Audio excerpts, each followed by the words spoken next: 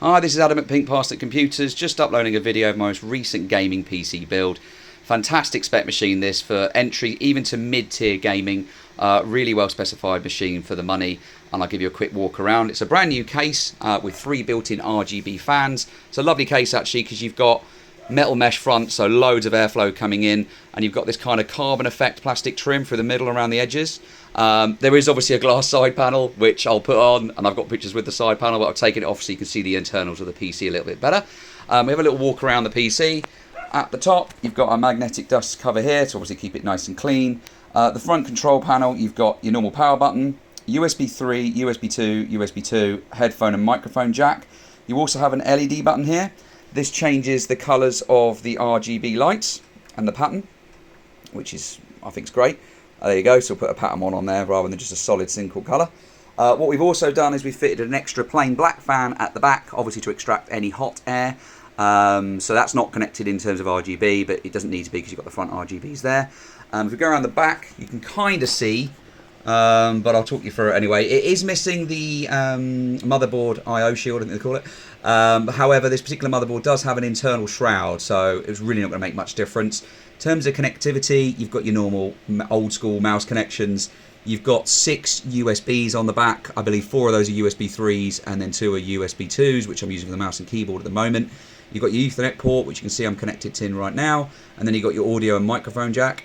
Obviously you've got your power supply down at the bottom. This is actually an Aerocool 650 watt bronze plus rated power supply, so really good power supply on this particular machine, and you do have a dedicated graphics card with it being a gaming machine. Now if we look at the internals, you've got a Gigabyte Z390D motherboard, and on that is an i5 9400F, so it's a 9th generation i5, fantastic processor, brilliant motherboard.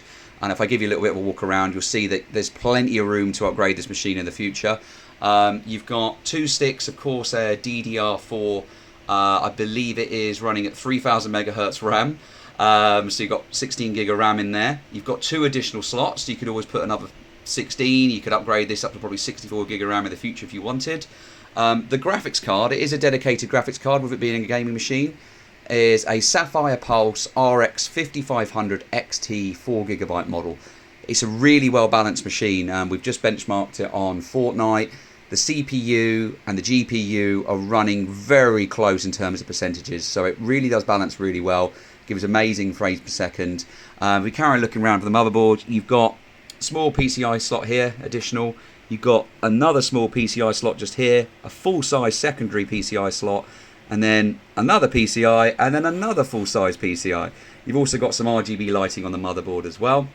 The neat thing about this motherboard, there's even an NVMe socket here, so you could install an NVMe drive at a later date, no problem.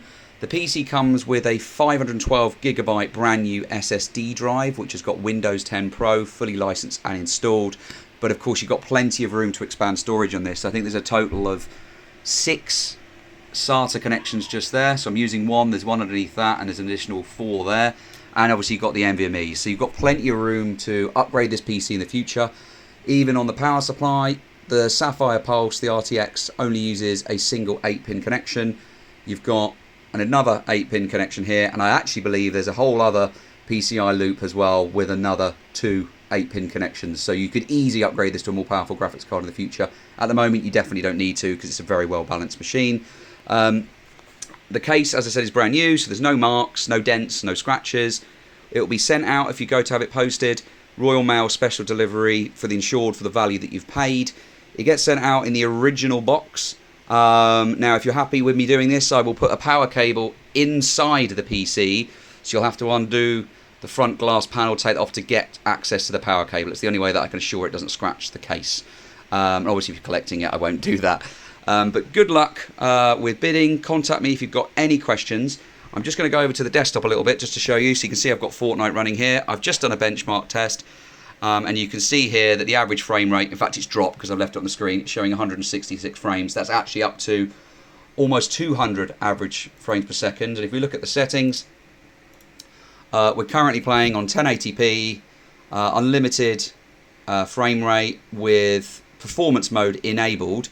I've actually really found that performance mode enabled versus DirectX 11 makes a huge difference Particularly if you play in DirectX 11, you have to lower all the graphics settings, where in performance mode, this particular PC was hitting almost 200 frames per second with epic textures, high textures and epic view distance. So it runs really well, perfectly playable, and yeah, fantastic performance.